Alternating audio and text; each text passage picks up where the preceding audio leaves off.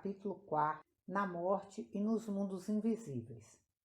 Na hora da morte, há uma separação do corpo vital e a parte superior entra nos mundos invisíveis. Seu átomo semente é retido pelo ego ao passar pelos mundos celestes para ser usado como um núcleo para o corpo vital de um futuro renascimento. Esta vida na Terra dura até que o ciclo de acontecimentos prenunciados na roda do destino, o horóscopo, tenha se completado. E quando o espírito de novo alcança o reino de Samael, o anjo da morte, a mística oitava casa, o cordão prateado se rompe e o espírito retorna a Deus até que a aurora de outro dia na escola da terra o chame ao novo nascimento para que adquira mais conhecimento nas artes e ofícios da construção do templo. Por meio da morte, foi possível para os anjos ensinarem à humanidade, entre a morte e um novo nascimento, a construir um corpo gradualmente melhor. Tivesse o ser humano aprendido, num passado longínquo, a renovar seu corpo vital, como foi ensinado a gerar um veículo denso à sua vontade, então a morte teria sido de fato uma impossibilidade e o ser humano teria se tornado imortal como os deuses. Porém, ele teria imortalizado suas imperfeições e o progresso teria sido impossível. É a renovação deste corpo vital que está expressa na Bíblia como comer da árvore da vida.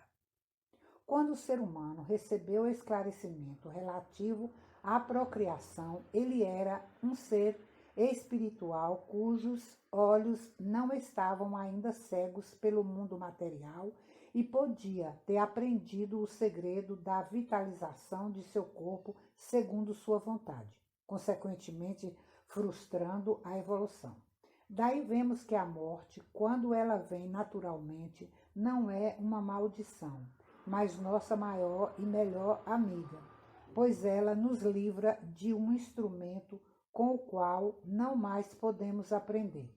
Ela nos tira de um ambiente que não nos serve mais para que possamos aprender a construir um corpo melhor em um ambiente de maior amplitude, no qual poderemos fazer mais progresso em direção à meta da perfeição. Durante a vida, o colapso do corpo vital à noite limita nossa visão do mundo em torno de nós e nos perdemos na inconsciência do sono. Quando o corpo vital sofre um colapso logo após a morte e o panorama da vida está terminado, nós também perdemos a consciência por um tempo que varia de acordo com o indivíduo. Uma escuridão parece cair sobre o espírito.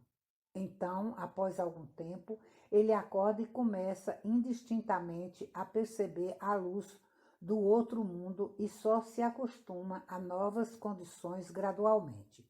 É uma experiência parecida com aquela que temos quando saímos de um quarto escuro para a luz do sol, que nos cega com seu brilho até que as pupilas de nossos olhos se contraem de modo a admitir a quantidade de luz suportável por nosso organismo.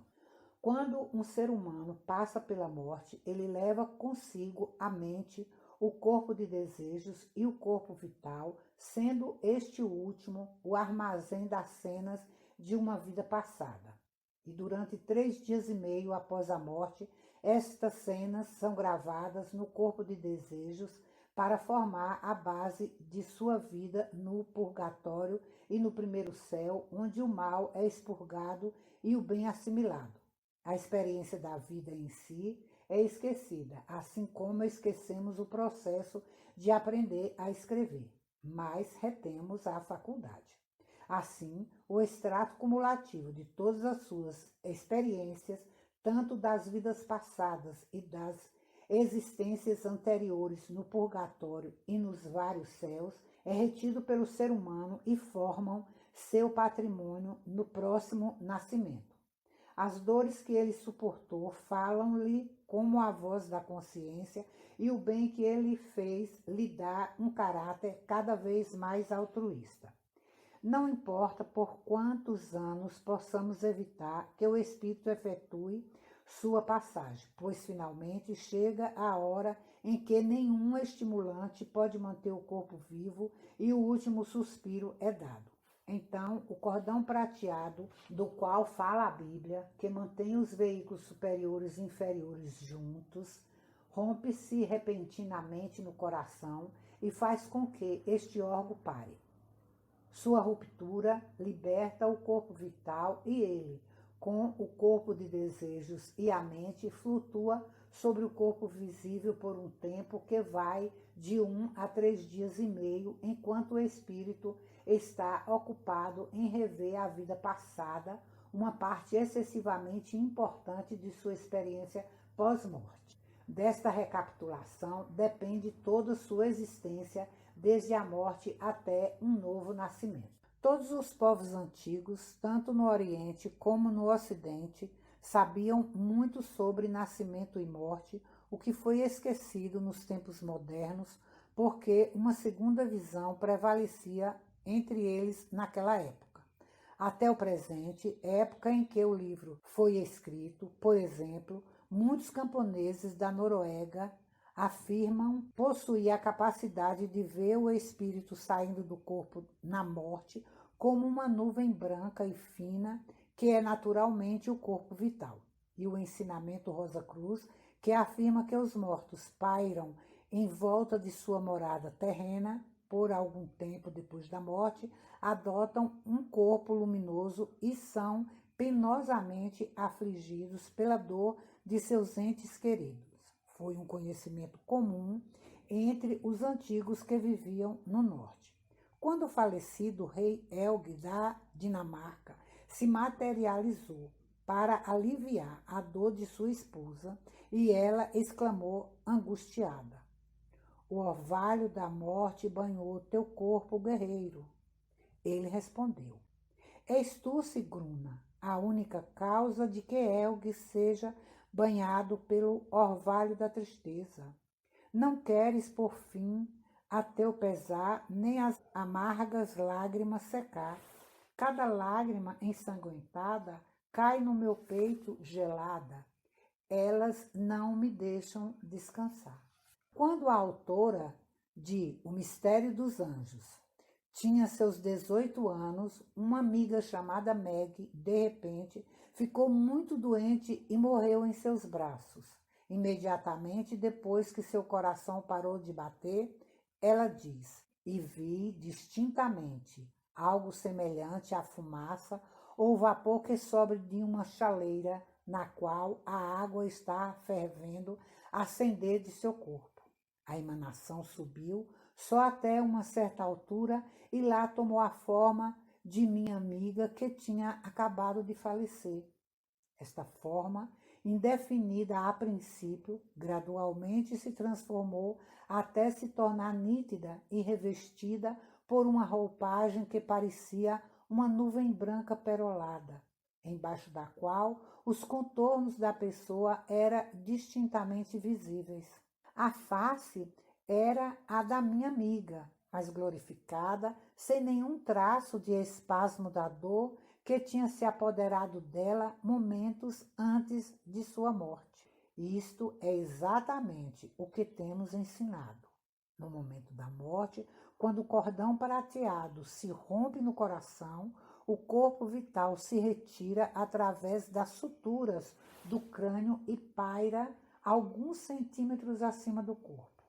Quando um espírito está se desprendendo do corpo, ele leva consigo o corpo de desejos, a mente e o corpo vital. E este é, naquela hora, o armazém das cenas da vida que termina. Estas cenas são então gravadas no corpo de desejos durante 3 dias e meio, imediatamente após a morte. Então, o corpo de desejos transforma-se no árbitro do destino do ser humano no purgatório e no primeiro céu. Os sofrimentos causados pela purgação do mal e a alegria causada pela contemplação do bem são levados para a próxima vida como consciência para deterem o ser humano da perpetuação dos erros da vida anteriores e induzi-los a fazer o que causou alegria na vida anterior de modo mais abundante. No momento da morte, quando o átomo semente do coração, que contém toda a experiência da vida passada em uma imagem panorâmica, se rompe, o espírito deixa seu corpo denso, levando consigo os corpos mais sutis. Ele paira sobre o corpo denso que agora está morto, como se diz comumente, por um tempo que varia de algumas horas até 3 dias e meio. O fator determinante do tempo é a força do corpo vital, veículo que constitui o corpo-alma de que a Bíblia fala. Há então uma reprodução pictória da vida, um panorama em ordem inversa da morte ao nascimento, e as cenas são gravadas sobre o corpo de desejos por meio do éter refletor neste corpo vital. Durante este período, a consciência do espírito está concentrada no corpo vital, ou pelo menos deveria estar, e não tem, por isso, nenhum sentimento a respeito. As cenas que são impressas sobre o veículo do sentimento e da emoção, o corpo de desejos, são a base do subsequente sofrimento da vida no purgatório pelas más ações e de satisfação no primeiro céu devido ao que foi feito de bom na vida que passou. Estes foram os principais fatos que o autor foi capaz de observar pessoalmente sobre a morte no período em que os ensinamentos lhe foram dados e quando ele foi apresentado por ajuda do mestre às reproduções panorâmicas da vida de pessoas que estavam passando pelo portal da morte. Investigações de anos mais tarde revelaram o fato adicional de que há um outro processo em andamento durante estes dias importantes que seguem o da morte. Uma separação acontece no corpo vital semelhante àquela do processo de iniciação. Grande parte deste veículo, que pode ser chamado de alma, une-se com os veículos superiores e é a base da consciência nos mundos invisíveis depois da morte. A parte inferior, que é descartada, volta ao corpo denso e flutua sobre o túmulo, na maioria dos casos, como está declarado no conceito Rosa Cruz do Cosmos. Esta separação do corpo vital não é a mesma em todas as pessoas, mas depende da natureza da vida vivida e do caráter da pessoa que se vai. Em casos extremos, esta divisão é muito diferente do normal. Este ponto importante foi descoberto em muitos casos de suposta obsessão que foram investigados pela sede central. De fato, foram estes casos que desenvolveram as extensas e estarrecedoras descobertas reveladas por nossas mais recentes pesquisas sobre a natureza da obsessão que pessoas que apelaram para nós estavam sofrendo.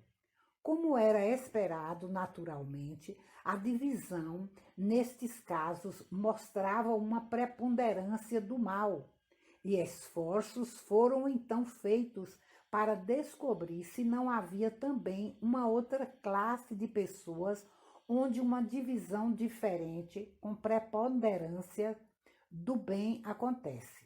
É um prazer registrar que isto realmente acontecia e depois de pesar os fatos descobertos, comparando um com o outro, o que segue parece ser a correta descrição das condições e suas razões. O corpo vital tem o objetivo de construir o físico toda vez que nossos desejos e emoções o destroem.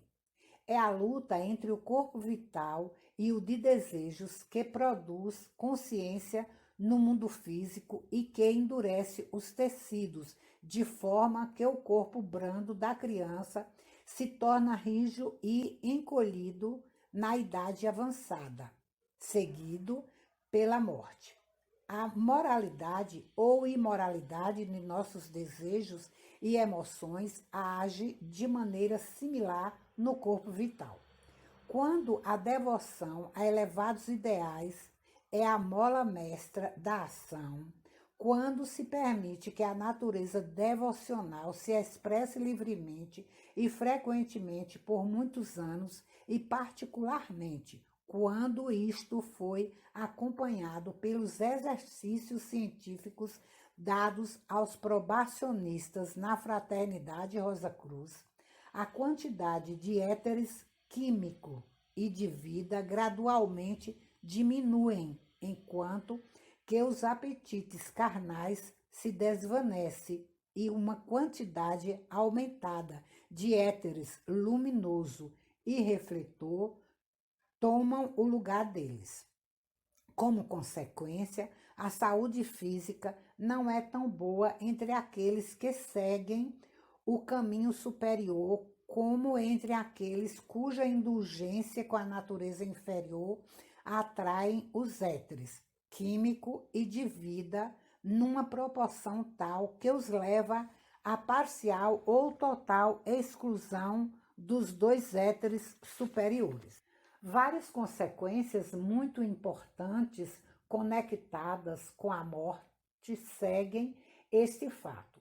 Como é o éter químico que cimenta as moléculas do corpo em seus lugares e as mantém lá durante a vida, quando somente uma mínima parte deste éter está presente, a desintegração do veículo físico depois da morte é muito rápida. Na morte, a separação acontece. O átomo semente é retirado do ápice do coração pelo saturnino nervo pneumogástrico através dos ventrículos e pelo crânio, Gólgota. Todos os átomos do corpo vital são liberados da cruz do corpo denso pelo mesmo movimento espiral que desatarracha cada átomo prismático de éter de sua envoltura física. Este processo se desenvolve com maior ou menor violência de acordo com a causa da morte. Uma pessoa de idade cuja vitalidade foi vagarosamente diminuindo pode dormir e acordar no outro lado do véu sem a menor consciência de como a mudança acontece. Uma pessoa devota e religiosa que se preparou pela prece e meditação sobre o além também será capaz de fazer uma passagem fácil. Pessoas que morrem congeladas encontram o que o autor acredita ser a mais fácil maneira de morrer por acidente, sendo que o afogamento é a segunda melhor situação. Porém, quando uma pessoa é jovem e saudável, especialmente se tem uma maneira de pensar materialista e não religiosa, o átomo etéreo prismático está tão fortemente entrelaçado pelo átomo físico que um puxão considerável é necessário para separar o corpo vital. Quando a separação entre o corpo denso e os veículos superiores foi concluída e a pessoa está morta, como normalmente se diz, os éteres luminoso e refletor se separam do átomo prismático.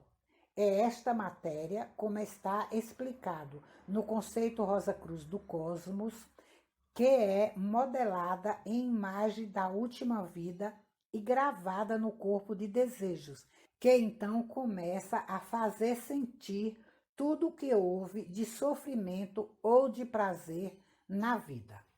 A parte do corpo vital está composta pelos átomos prismáticos, químico e de vida, então retornam ao corpo denso, pairando acima da sepultura e desintegrando-se sincronicamente com ele. Os veículos superiores, corpo vital, de desejos e mente, são vistos deixando o corpo denso com um movimento em espiral, levando com eles a alma de um átomo denso. Não o átomo em si, mas as forças que trabalham através dele. Os resultados das experiências passadas por meio do corpo denso durante a vida que terminou foram impressos neste átomo específico. Enquanto todos os outros átomos do corpo denso se renovaram de tempos em tempos, este átomo é permanente. Permanece estável não só durante uma vida, mas foi parte de todos os corpos densos usados pelo ego. Ele é retirado na morte só para despertar na aurora de outra vida física para servir, outra vez, como núcleo em torno do qual é construído o novo corpo denso a ser usado pelo mesmo ego. É por isso chamado de átomo semente. Durante a vida, o átomo semente está situado no ventrículo esquerdo do coração, perto do ápice. Na morte, ele sobe ao cérebro, passando pelo nervo pneumogástrico, deixando o corpo denso juntamente com os veículos superiores pelo caminho das suturas entre os ossos parietal e occipital. Quando os veículos superiores deixam o corpo denso, eles ficam ainda conectados por um fino, brilhante e prateado cordão em forma muito parecida a dois seis invertidos, um na vertical e outro na horizontal, conectados nas extremidades do gancho. Uma extremidade se liga ao coração por meio do átomo semente, e é a ruptura deste átomo que faz parar o coração. O cordão não se rompe até que o panorama da vida contido no corpo vital tenha sido revisto. Deve-se tomar cuidado, no entanto, para não cremar ou embalsamar o corpo até pelo menos 3 dias após a morte, pois enquanto o corpo vital está com os veículos superiores e eles estão ainda conectados com o corpo denso por meio do cordão prateado, qualquer exame pós-morte ou ferimento praticado no corpo denso será sentido, de certo modo, pelo morto. A cremação deve ser particularmente evitada nos 3 primeiros dias depois da morte, porque tende a desintegrar o corpo vital, o qual deve permanecer intacto até que o panorama da última vida tenha sido gravado no corpo de desejos. O cordão prateado se rompe no ponto em que os dois seis se unem, metade permanecendo com o corpo denso e a outra metade com os veículos superiores. No momento em que o cordão se rompe, o corpo denso está morto. No início do ano de 1906, o Dr. McDougall fez uma série de experiências no Hospital Geral de Massachusetts para determinar, se possível, se alguma coisa invisível deixava o corpo por ocasião da morte. Para este fim, ele construiu uma balança capaz de registrar diferenças de 1/10 de uma onça. A pessoa agonizante e sua cama foram colocadas numa das plataformas da balança, que foi equilibrada por pesos colocados na plataforma oposta. No exato momento em que a pessoa deu seu último suspiro, a plataforma que continha os pesos subitamente e surpreendentemente desceu, elevando a cama e o corpo, mostrando que algo invisível, mas tendo peso, tinha deixado o corpo. Logo após, os jornais de todo o país anunciaram em brilhantes manchetes que o Dr. McDougall tinha pesado a alma. O ocultismo aclama com alegria as descobertas da ciência moderna quando elas invariavelmente corroboram com o que a ciência oculta vem ensinando há muito tempo.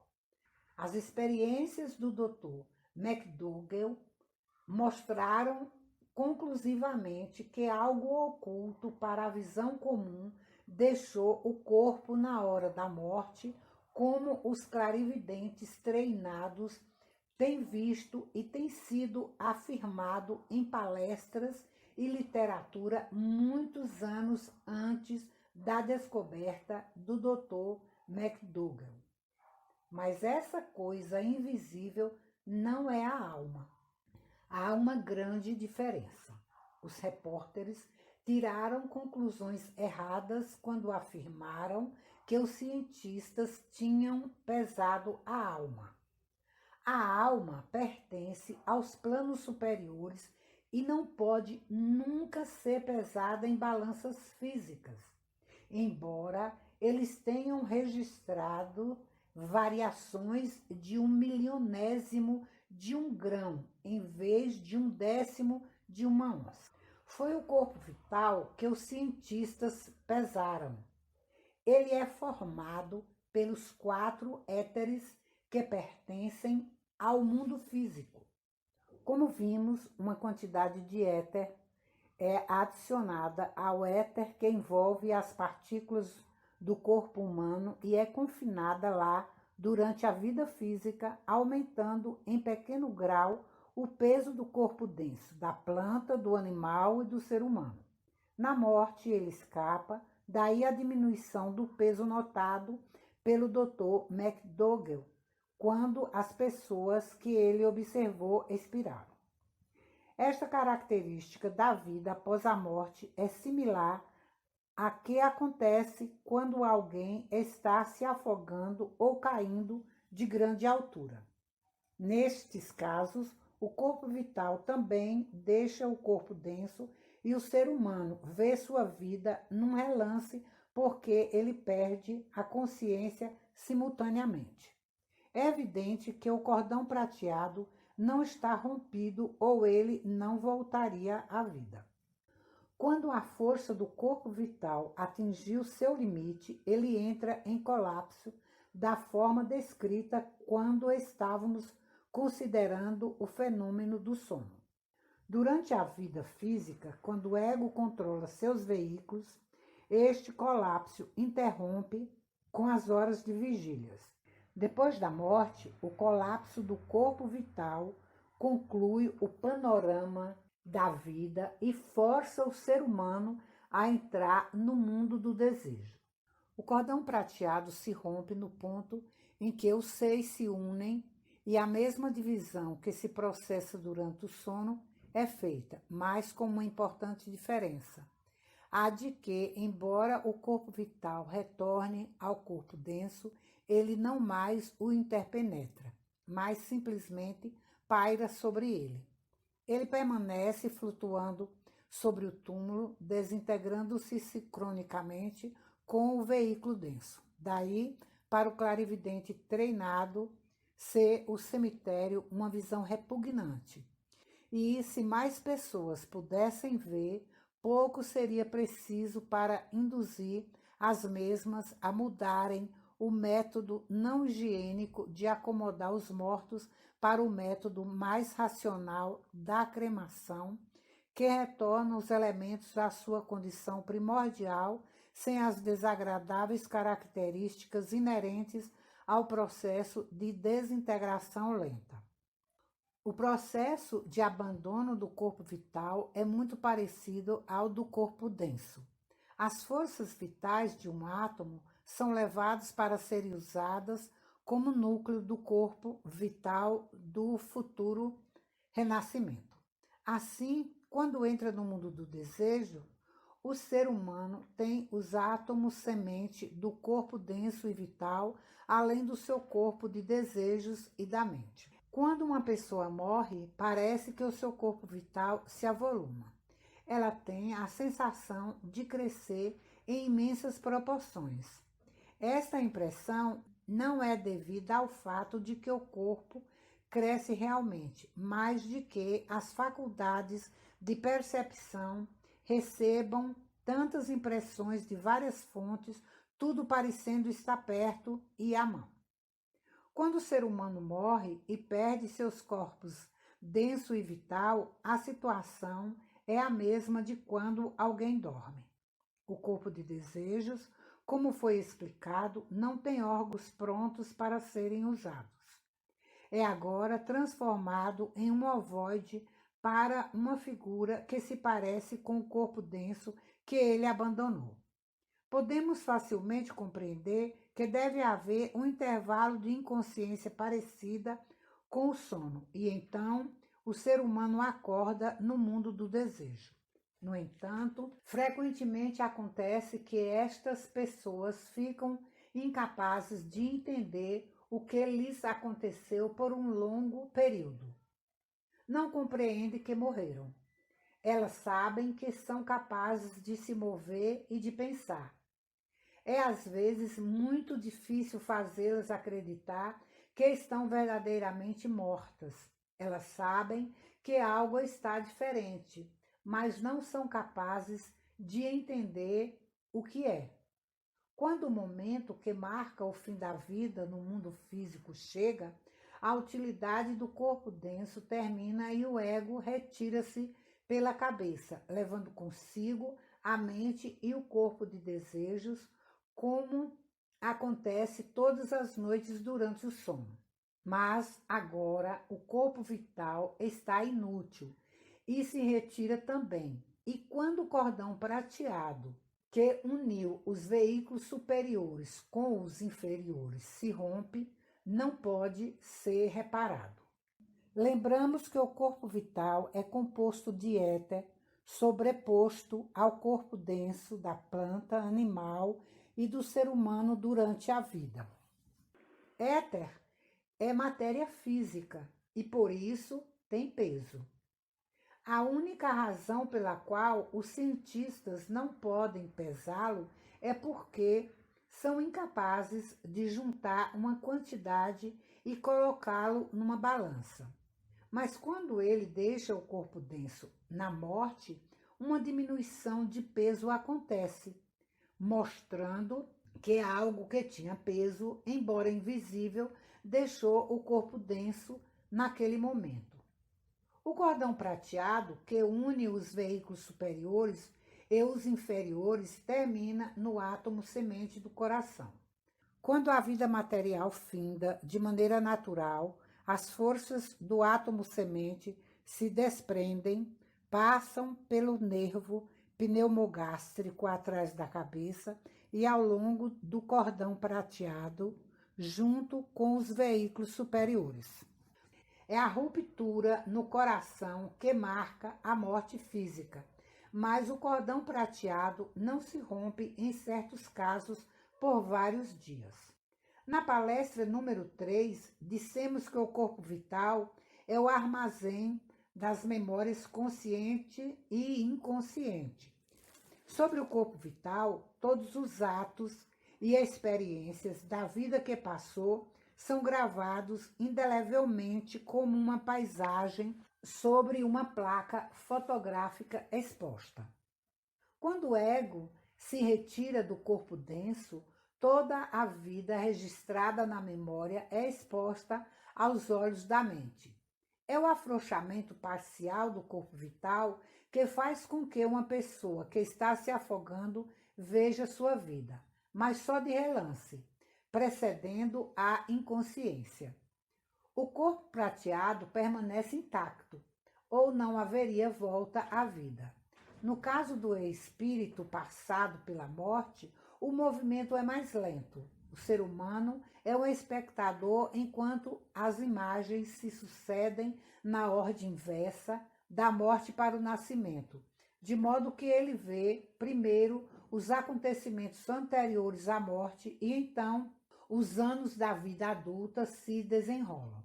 Juventude e infância seguem até terminar no nascimento. O ser humano, no entanto, não tem nenhum sentimento a respeito. O objetivo é meramente gravar o panorama no corpo de desejos, que é o assento do sentimento, e dessa gravação o sentimento será extraído quando o ego entrar no mundo do desejo, mas podemos notar aqui que a intensidade do sentimento depende do tempo consumido no processo de gravação e da atenção dada a isso pelo ser humano. Se ele não for incomodado por longo período, por barulho ou histeria, uma profunda e clara impressão será feita sobre o corpo de desejos. Ele sentirá o mal que fez mais agudamente no purgatório e suas boas qualidades serão abundantemente reforçadas no céu. E, embora a experiência seja esquecida na vida futura, os sentimentos permanecerão como uma voz silenciosa. Quando os sentimentos penetram profundamente no corpo de desejos de um ego, esta voz não falará com palavras vagas ou incertas.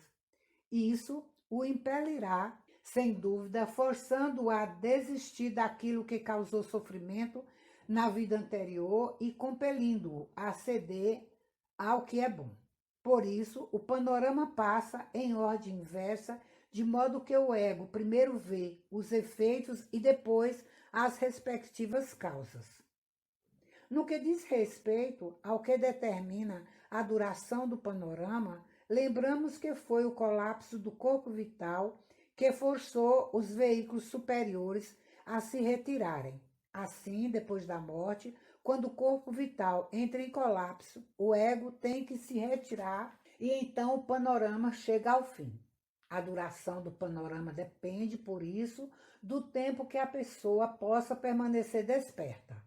Algumas pessoas podem ficar despertas só umas poucas horas, outras aguentam alguns dias dependendo da força de seu corpo vital. Quando o ego deixa o corpo vital, este gravita de volta ao corpo denso, pairando acima do túmulo, desintegrando-se com o corpo denso, e é realmente uma visão repugnante ao clarividente atravessar um cemitério e observar todos aqueles corpos vitais cujo estado de decomposição claramente indicam o estado de deteriorização do que está na sepultura. Se houvesse mais clarividentes, a incineração seria logo adotada como medida de proteção aos nossos sentimentos, além das razões higiênicas. Nossas últimas investigações indicam que, quando um ser humano espiritualiza seus veículos, a constituição do corpo vital, formado de éter, é transformada. No ser humano comum, há sempre uma preponderância dos dois éteres inferiores, o éter químico e o de vida, que tem a ver com a construção e a propagação do corpo denso, e um mínimo de éter luminoso e refletor, que tem relação com a percepção sensorial e com as elevadas qualidades espirituais. Após a morte, o corpo do ser humano comum é colocado no túmulo e o corpo vital paira cerca de 2 pés acima do túmulo, gradualmente se desintegrando. O corpo denso se desintegra simultaneamente. No entanto, quando dizemos que ele se deteriora, realmente queremos dizer que ele se torna mais vivo do que era quando o ser humano o habitava, pois cada pequena molécula se encarrega agora de uma vida individual separada. Ela começa a se associar com as suas vizinhas e a unidade de uma vida individual é substituída por uma comunidade de muitas vidas. Portanto, falamos de tais cadáveres em decomposição como estando vivos e cheios de vermes. Quanto mais denso e grosseiro esse veículo for, mais tempo ele precisará para se decompor, porque o corpo vital, pairando acima dele, tem um domínio magnético tenaz que mantém as moléculas densas controladas. Os dois éteres superiores vibram numa frequência muito mais rápida que os inferiores, e quando um ser humano com pensamentos espirituais reuniu em torno dele um grande volume destes éteres que compõem seu corpo vital, as vibrações do corpo denso também se tornam mais intensas. Consequentemente, quando um ser humano deixa seu corpo na morte, há pouco ou nada do corpo vital deixado para trás para manter os componentes do corpo denso sob controle. A desintegração é, portanto, muito rápida. Isso não pode ser facilmente provado porque muito poucas pessoas são suficientemente espiritualizadas para que a diferença seja notada. Mas você deve se lembrar de que na Bíblia está escrito que certos personagens foram transladados. O corpo de Moisés era tão vibrante que brilhava e não foi encontrado, etc. Estes foram casos em que o corpo rapidamente retornou aos elementos e, quando o corpo de Cristo foi colocado no túmulo, sua desintegração foi quase instantânea. No entanto, enquanto o arquétipo do corpo denso persiste, ele se esforça em atrair para si matéria física que ele modela de acordo com a forma do corpo vital. Assim, é difícil para o auxiliar invisível que sai do seu corpo abster-se de se materializar. No momento em que ele relaxa a sua vontade de manter longe de si todos os impedimentos físicos, matéria da atmosfera que o circunda se adere a ele como as limalhas do ferro são atraídas para o ímã e ele se torna visível e tangível quanto desejar. Consequentemente, ele é capaz de realizar um trabalho físico onde for necessário, não importa que esteja milhares de milhas longe de seu corpo. Por outro lado, o que realmente provoca a morte é o colapso do arquétipo do corpo denso. Portanto, os espíritos que fazem a passagem desta vida terrena são incapazes de se materializar, salvo através de um médio quando eles extraem seu corpo vital, revestem-se com ele e então atraem as substâncias necessárias para fazê-los visíveis para os espectadores.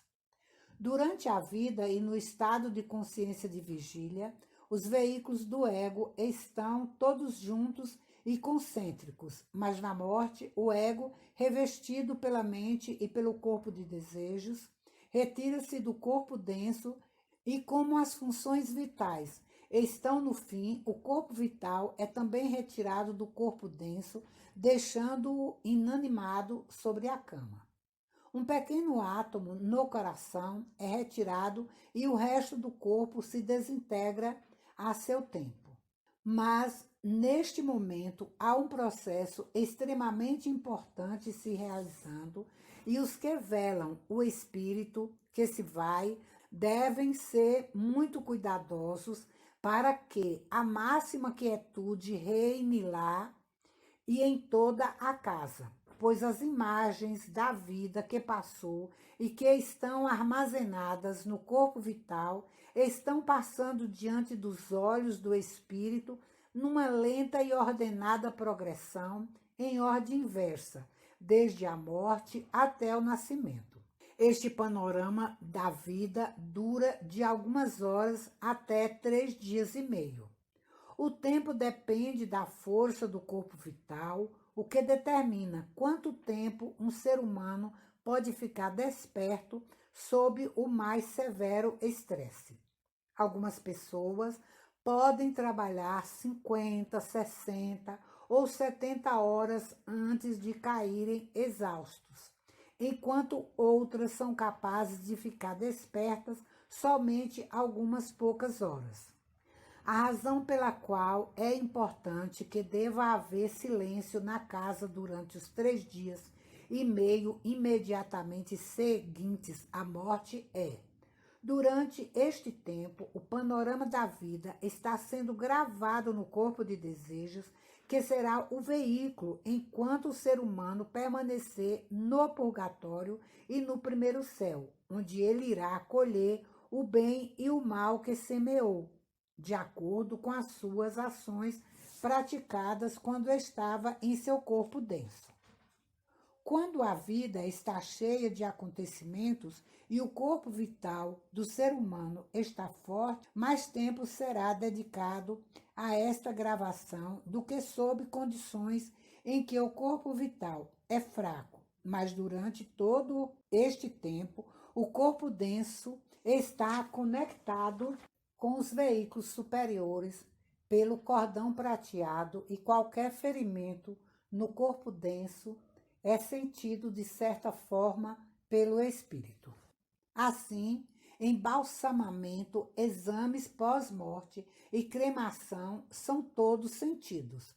Portanto, eles devem ser evitados durante os 3 dias e meio depois da morte, pois quando o panorama foi completamente gravado no corpo de desejos, então o cordão prateado se rompe, o corpo vital gravita de volta ao corpo denso e não há mais conexão com o espírito que está livre para ir para a sua vida superior.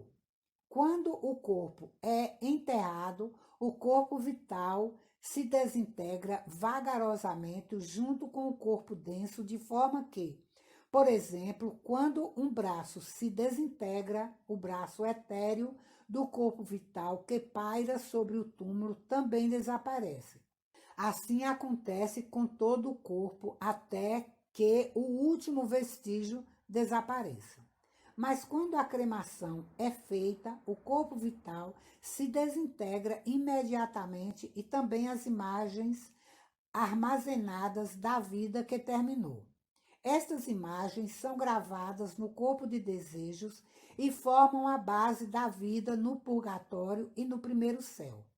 Se elas forem destruídas pela cremação efetuada antes que 3 dias e meio tenham passado, será uma grande calamidade para o espírito.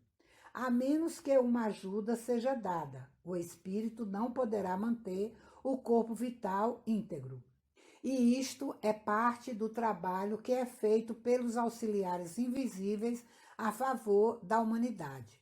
Às vezes, eles são ajudados pelos espíritos da natureza e outros indicados pelas hierarquias criadoras ou líderes da humanidade. Há também uma perda quando a pessoa é cremada antes que o cordão prateado se rompa naturalmente. A impressão sobre o corpo de desejos não é tão profunda quanto deveria ser, e isso tem um efeito sobre as vidas futuras, pois quanto mais profundas sejam as impressões da vida que passou sobre o corpo de desejos, mais agudo será o sofrimento no purgatório pelo mal cometido e mais forte será o prazer no primeiro céu, resultante do bem que foi praticado em vida. É o sofrimento e o prazer de nossas vidas passadas que criam o que chamamos de consciência, de forma que, se deixamos de sofrer, perdemos a noção que nos impedirá nas vidas futuras de cometer os mesmos erros repetidamente. Por isso, os efeitos negativos da cremação prematura são incalculáveis. Um fenômeno similar ao panorama da vida geralmente acontece quando a pessoa está se afogando. Pessoas que voltaram à vida dizem que viram sua vida toda num relance. Isto é porque, sob tais condições, o corpo vital se afasta do corpo denso. Naturalmente, não há ruptura do cordão prateado, ou a vida não poderia ser restaurada. Nos casos de afogamento, a pessoa se torna inconsciente, enquanto que, na revisão pós-morte, a consciência continua até que o corpo vital entre em colapso da mesma maneira como acontece quando vamos dormir. Então, a consciência cessa por um momento e o panorama está terminado. Portanto, o tempo ocupado pelo panorama também varia de pessoa para pessoa. Depende de que o corpo vital esteja forte e saudável ou tenha se tornado fino e definhado por doença prolongada. Quanto mais tempo for gasto na revisão e mais silencioso e cheio de paz for o ambiente, mais profunda será a gravação que é feita no corpo de desejos. Como já foi dito, isso tem um efeito importante e incalculável, pois então o sofrimento que o espírito experimentará no purgatório devido aos maus hábitos e más ações será mais profundo do que se ele tivesse só uma impressão superficial e numa vida futura, a voz silenciosa da consciência o avisará mais insistentemente contra os erros que causaram sofrimento no passado. Desde quando o mundo existe, nunca houve tanto sofrimento universal quanto no presente, 1914.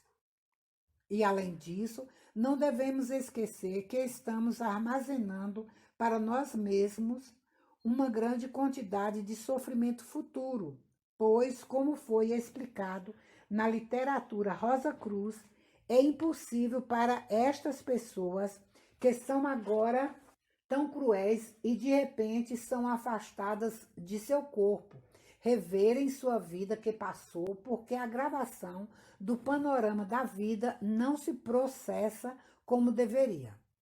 Portanto, estes egos não colherão o fruto de sua presente existência como deveria fazê-lo no purgatório e no primeiro céu. Eles voltarão em vida futura com essa experiência a menos e será necessário, para que possam recuperar o que perderam, morrer na infância, de modo a terem seu novo corpo de desejos e vital impresso com a essência de sua vida presente.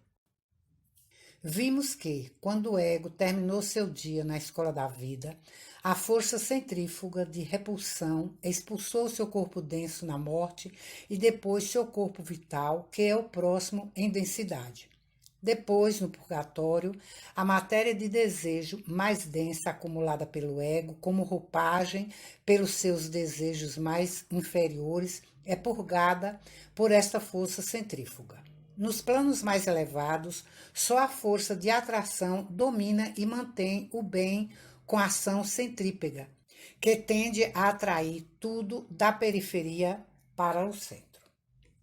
No segundo céu, o espírito de vida trabalhou, transportou, espiritualizou e, portanto, salvou da decomposição o corpo vital e assim o mesmo será amalgamado ao espírito de vida, garantindo nas próximas vidas um corpo vital e um temperamento melhores.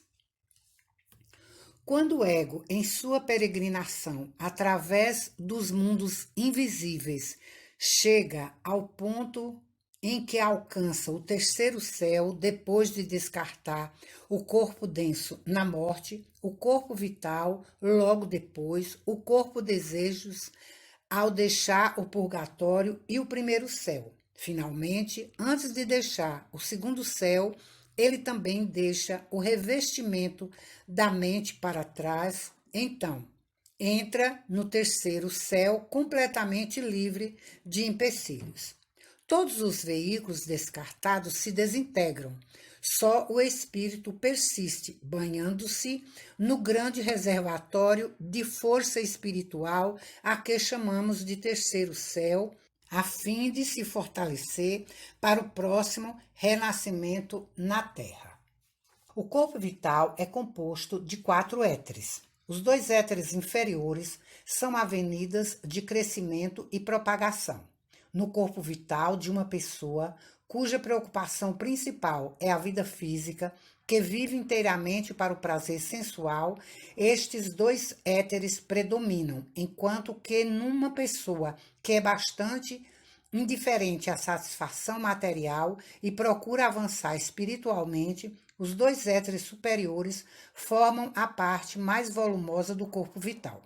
Eles são o que São Paulo chama de soma psíquico, ou corpo-alma, que permanece com o ser humano durante suas experiências no purgatório e no primeiro céu, onde a essência da vida é extraída. Esse extrato é a alma, cujas principais qualidades são consciência e virtude. A consciência é o fruto dos erros das vidas passadas que, no futuro, guiará o espírito corretamente e o ensinará como evitar passos errados semelhantes. Virtude é a essência de tudo o que foi bom nas vidas anteriores e age como um incentivo para manter o espírito se esforçando ardentemente no caminho da aspiração. No terceiro céu, a virtude é amalgamada e se torna parte do espírito. Consequentemente, no curso de suas vidas, o ser humano se torna mais espiritualizado e as qualidades anímicas, consciência e virtude tornam-se mais fortemente operantes, guiando os princípios de conduta. Porém, há pessoas de natureza tão inferior que levam uma vida inteira de vícios e práticas degeneradas, uma vida brutal, tendo prazer em produzir sofrimento. Às vezes, elas cultivam as artes ocultas por propósitos de maldade para que possam ter mais poder sobre suas vítimas. Então, sua perversidade e práticas imorais resultam em um endurecimento do corpo vital. Em tais casos extremos, quando a natureza animal foi predominante, onde não houve expressão de alma na última vida terrena, a divisão no corpo vital a que nos referimos antes não acontece na morte, pois não há linha divisória. Neste caso, se o corpo vital pudesse gravitar de volta ao corpo denso e lá gradualmente se desintegrar, o efeito da vida demoníaca não seria tão grande. Mas, infelizmente, há nestes casos um entrelaçamento do corpo vital e do corpo de desejos que evita a separação. Vimos que, quando um ser humano vive mais sua natureza superior, seus veículos espirituais são alimentados em detrimento dos inferiores. Inversamente, quando sua consciência está centrada nos veículos inferiores, eles os fortalece imensamente. Deve-se compreender que a vida do corpo de desejos não termina pela partida do espírito. Ele tem uma vida residual e consciência.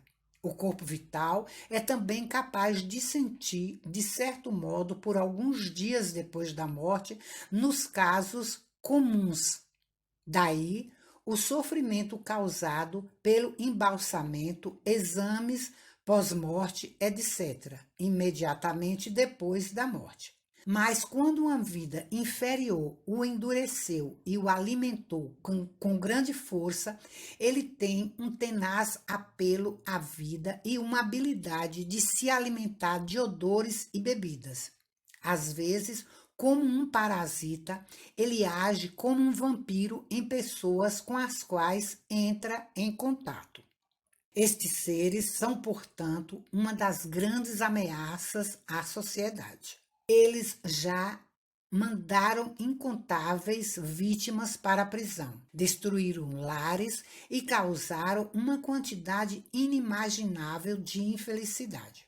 Sempre abandonam suas vítimas quando elas são apanhadas pelas garras da lei. Regozijam-se com o sofrimento e a desgraça de suas vítimas, sendo isso uma parte de seu esquema diabólico. Há outras classes de seres que se deleitam em fazer-se passar por anjos nas sessões espíritas. Eles também encontram vítimas lá e ensinam-lhes práticas imorais, o chamado poltergeist, que se diverte quebrando pratos, levantando mesas, fazendo voar chapéu sobre as cabeças de um público que vibra com essas brincadeiras, até também incluindo neste grupo. A força e a densidade do corpo vital de tais seres facilitam mais as manifestações físicas do que naqueles que entram no mundo do desejo.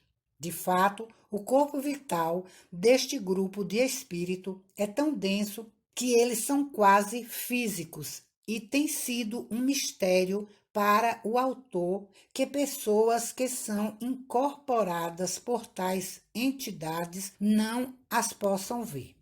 Fossem elas descobertas, a visão de suas faces demoníacas e zombeteiras apagariam a ilusão de que são anjos. Toda vez que morre uma pessoa que abrigou malícia e ódio em seu coração, estes sentimentos entrelaçam o corpo vital e o de desejos e ela se transforma numa ameaça mais séria para a comunidade do que se pode imaginar. Espíritos apegados à terra são atraídos para as regiões inferiores do mundo do desejo, que interpenetram o éter e estão em constante contato com pessoas encarnadas mais favoráveis a ajudá-los em seus desejos maléficos. Em geral, eles ficam apegados à terra por 50, 60 ou 75 anos.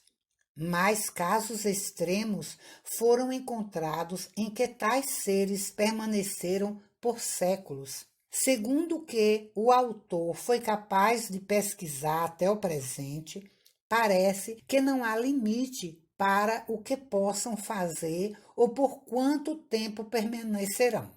Porém, eles estão amontoando para si próprios uma terrível carga de pecados da qual não escaparão sem sofrer, pois o corpo vital reflete e grava profundamente no corpo de desejos todas as suas más ações.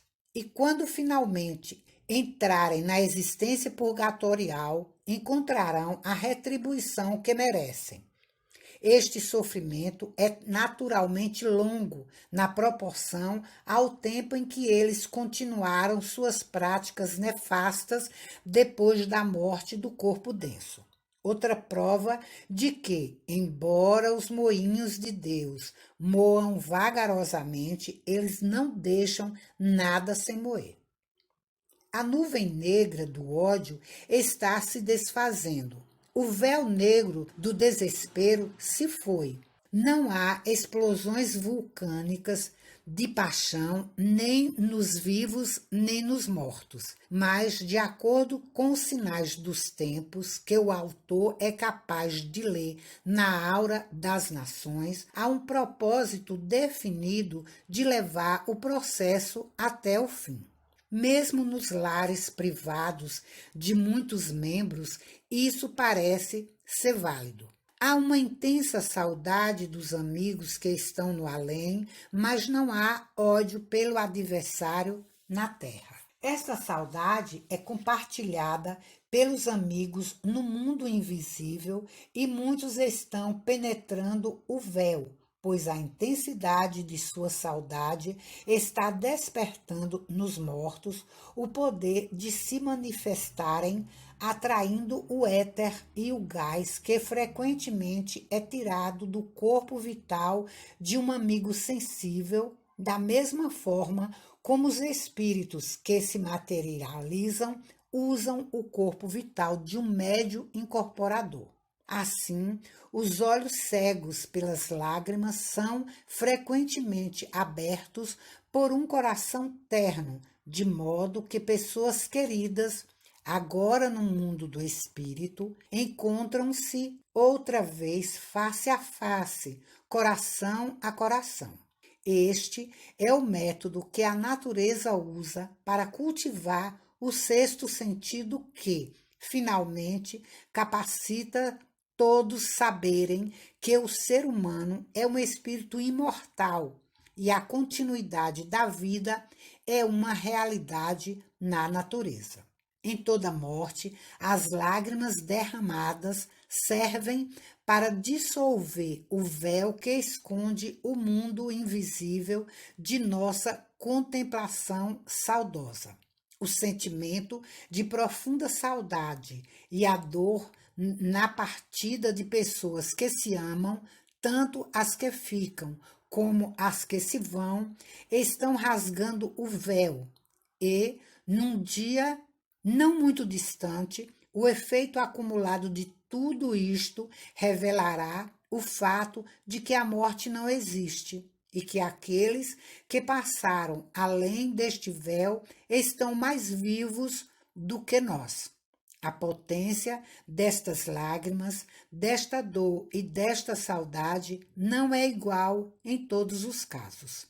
Os efeitos diferem muito, de acordo com o despertar do corpo vital de pessoas por atos de altruísmo e serviço, e de acordo com a máxima de que todo desenvolvimento ao longo das linhas espirituais começa no corpo vital.